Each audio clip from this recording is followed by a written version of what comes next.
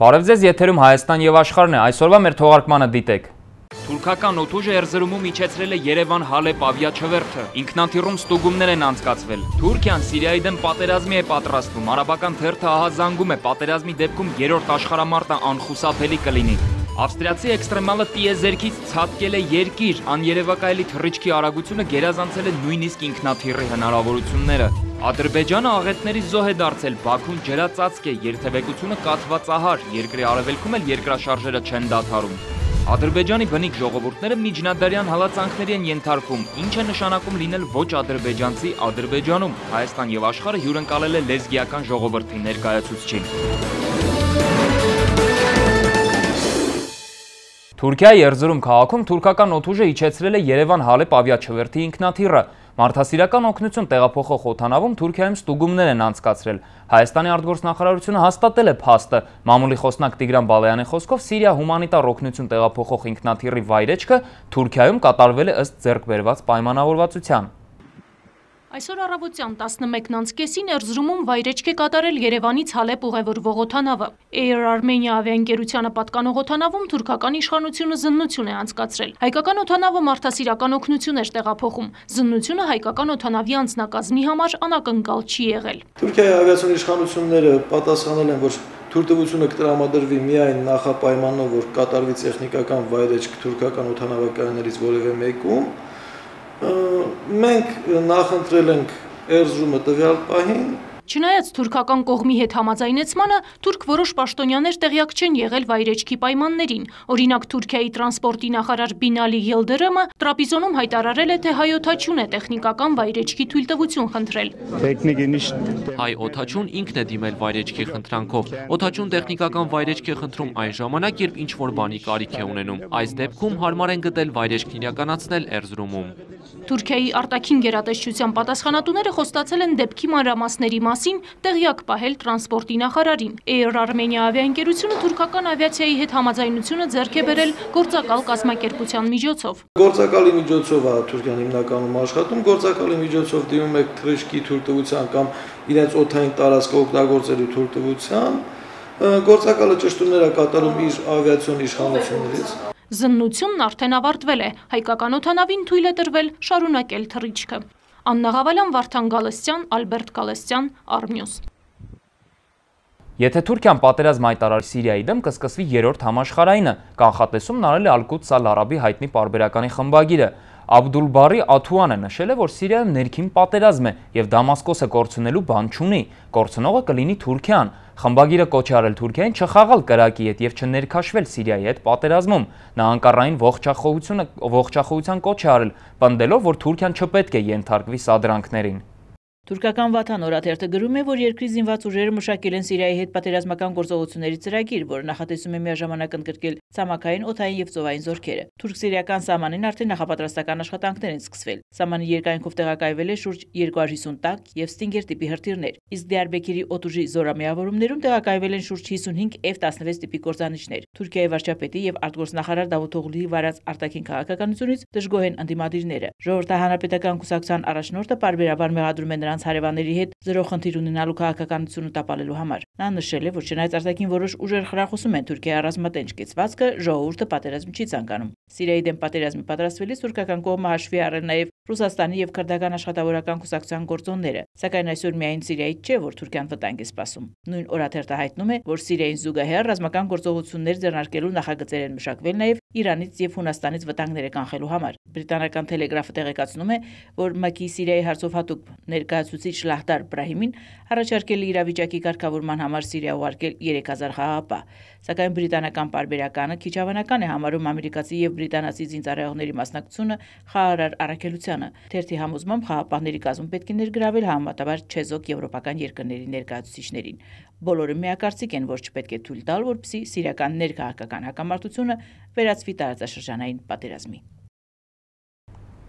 Երրորդ համաշխարհայինի շուրջ կանխատեսումներ են արել նաև մեզ մոտ։ Ռուսաստանի աշխարհաքաղաքական հետազոտությունների ակադեմիայի փոխնախագահը առաջ է քաշել իր վարկածը։ Արայիկ Սարգսյանը համոզված է, որ Թուրքիան վարժեցրած կենթանու դեր է տանում եւ ոչ ավելին։ Վերլուծաբանը վստահ է, այդ երկրի գործողությունների թիրախը քրդական ուժերն են։ Պետք է ամեն գնով չեզոքացնել հնարավոր պետության կազմավորումը։ Ռուսաստանի աշխարհաքաղաքական հետազոտությունների ակադեմիայի փոխնախագահ Արայք Սարգսյանը համոզված է, երրորդ համաշխարհային չի սկսվի, քանի դեռ Իրանի վրա հարձակում չի իրականացվել։ Արաբական մամուլում տարածված այն պնդումը, որ Թուրքիան հենց հարձակվի Սիրիայի վրա կսկսվի համաշխարհային երրորդ պատերազմը, փորձագետը անհիմն է համարում։ Ամենաառաջինը հենց այն պատճառով, որ ձևավորված բլոկեր չկան։ Չկան հակամարտող բլոկներ աշխարհի գոնե մի 10 տերությունների, առավելևս հզոր տերությունների։ Ըստ Արայք Սարգսյանի, Հայաստանի եւ Ռուսաստանի շահերը կարող են համընկնել, բայց ակնկալիքների մասով ամեն ինչ այնքան էլ միանշանակ չէ։ Ռուսաստանը հետաքրքրություններ ունի Սիրիայի հարցում, որի հնարավոր սցենարի դեպքում Հայաստանը կարող է իր համար օգուտներ քաղել։ Ռուսաստանի գործողությունները կարող են նպաստավոր լինել ոչ միայն Հայաստանի, այլև Սիրիայի հայ համայնքի համար։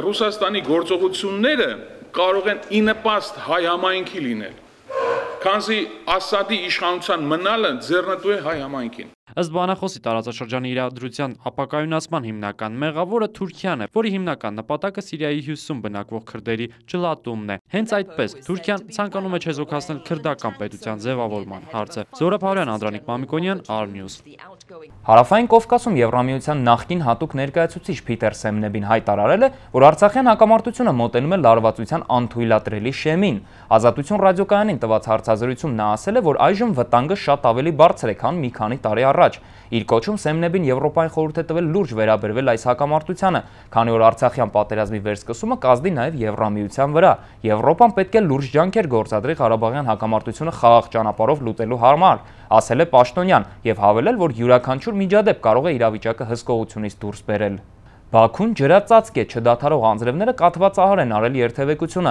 ավտոմեքենաները չեն կարողացել մտնել մայրաքաղաքի կենտրոն, մարդիկ պատսպարվել են մերձակա խանութներում։ Բնության պոռթկումը անտանելի է դարձել, քանի որ ջրահեռացման համակարգերը պատրաստ չեն եղել հեռացնելու կեղտաջրերը, օգնության չի ասել նաև արտակարգ իրավիճակների ծառայությունը։ Ադրբեջանի արևելքը շարունակվում է ցնցվել, Քորթալ գյուղի 76-ամյա բնակչուհին գլխուղեղի վնասվածքով տեղափոխել են հիվանդանոց, որտեղ էլ գիշերը նա մահացել է։ Հիվանդանոցից տեղեկացրել են, որ երկրաշարժի ընթացքում 40 կանչ է գրանցվել, 5 մարդ էլ դիմել է բժիշկների օգնությանը։ Միջազգային իրավապաշտպան Amnesty International կազմակերպության կայքում Ադրբեջանում ազգային փոքրամասնությունների մասին, տվյալ դեպքում իհարկե բնիկ ժողովուրդների մասին գրված է հետևյալը.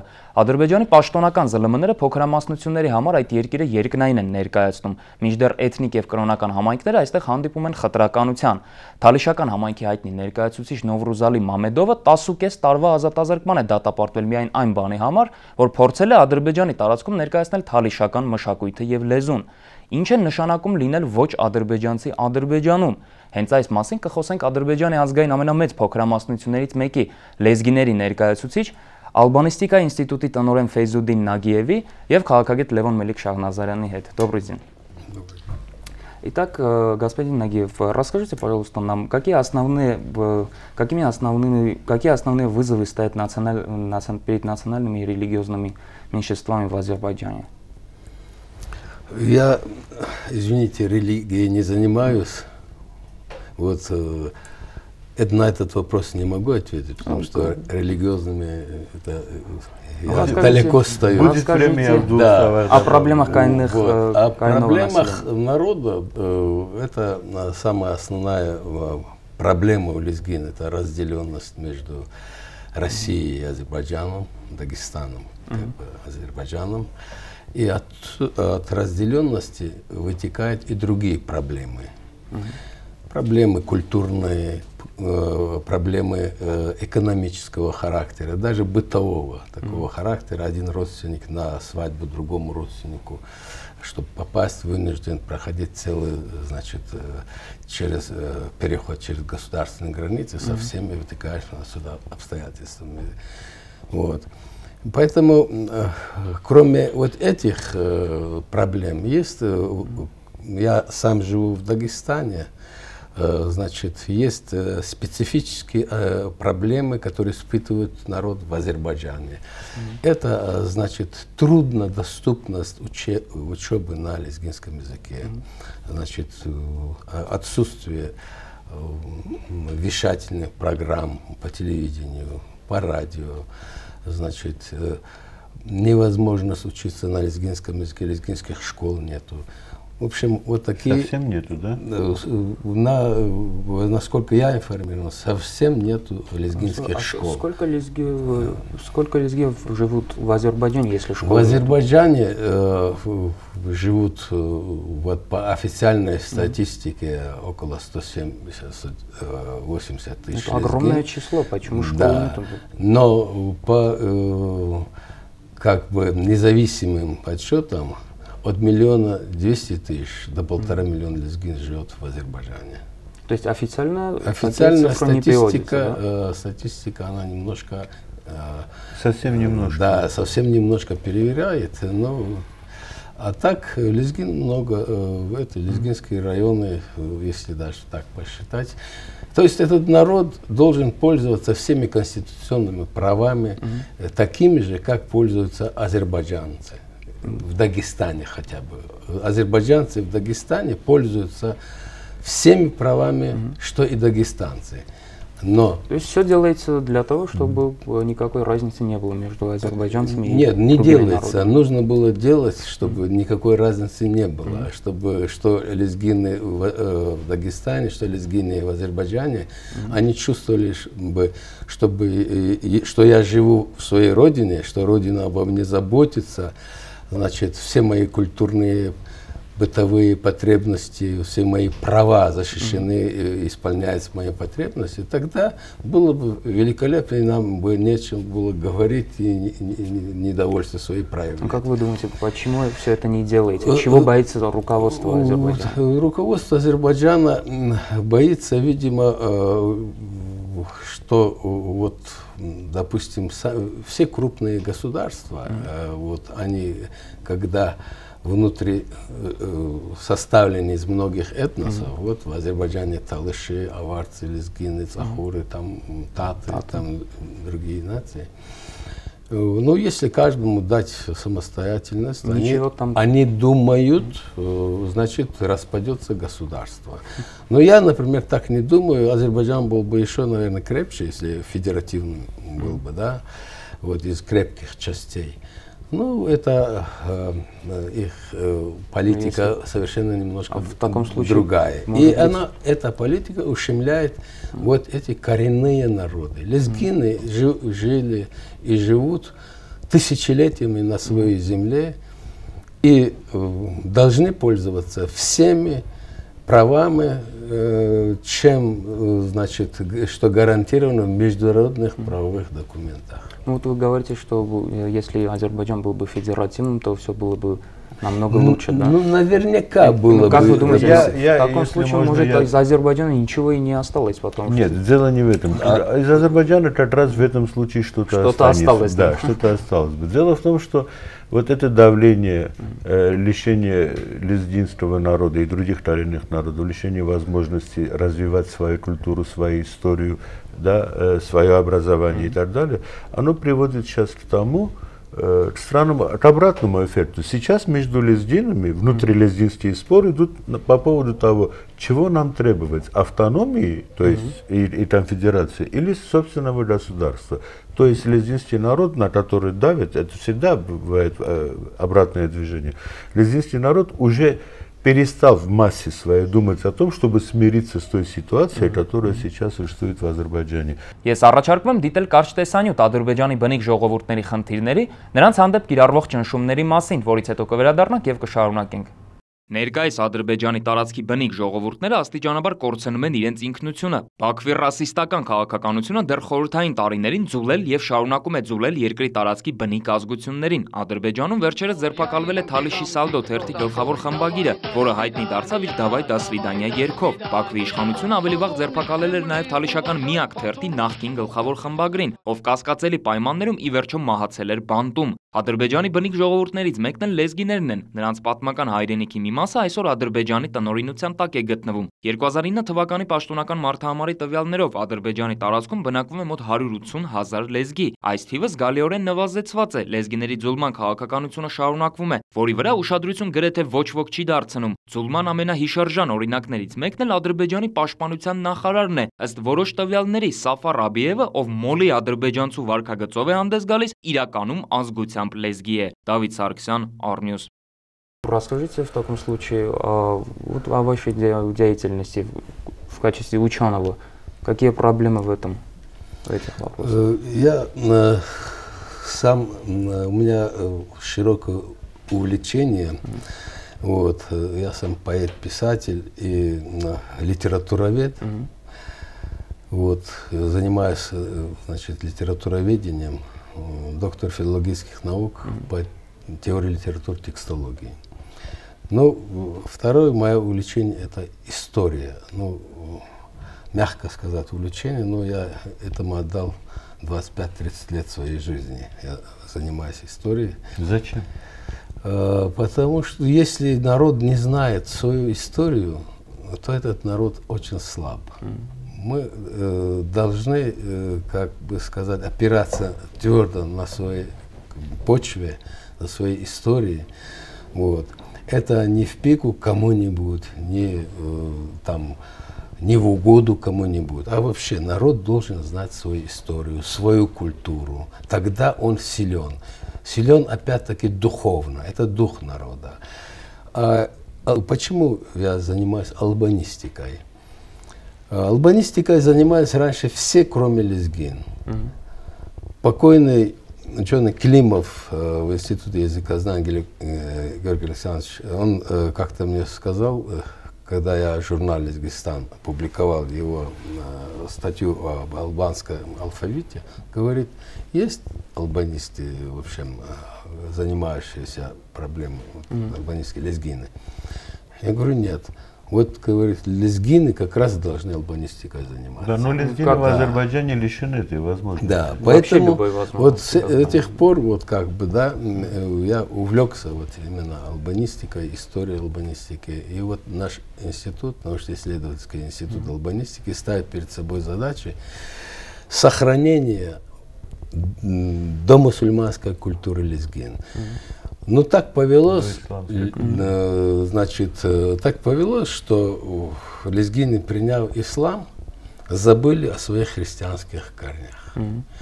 Вот. И все, что, допустим, даже в наших селах, вот, но христиан называли армянами. Лезгин христиан называли. Там в любом селе вот это армянское кладбище, вот это армянская церковь, это, ну, потому что лезгины исповедовали ту же религию, а по арабский синоним христиан – это армянин. Вот на лезгин христиан называли армянами. Вот такие кладбища у нас есть. То есть вы наши родственники. Да, все мы от Адама. Да, но есть одна проблема. Работы Файзиддина Надиева до Азербайджана не доходят. Они сжигали его книги там официально. Ну, серьезно? Абсолютно серьезно. Был создан костер, на котором сжигали книги Файзиддина Надиева. То есть сейчас он имеет возможность работать для примерно 30-35% лезгинского народа. Да. Большая часть находится в Азербайджане и лишена возможности. Это феноменальной советской границей, да? Тут дело не в границе.